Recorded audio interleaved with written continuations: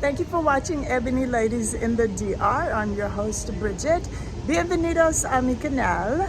Today is a little bit of Spanish and Dia de viaje. Regreso a Punta Cana. Today is a travel day. I'm headed back to Punta Cana. And I just stopped at this exhibit in Atlanta.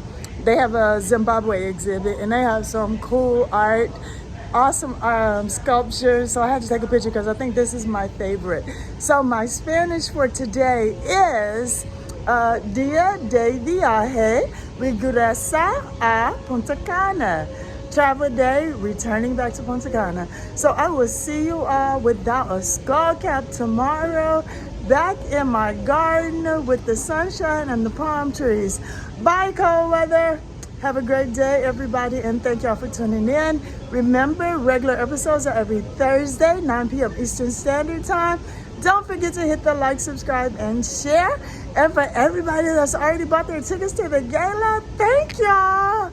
Woo! We are going to have a great time. So have a good day. Let me get to my flight. See y'all later.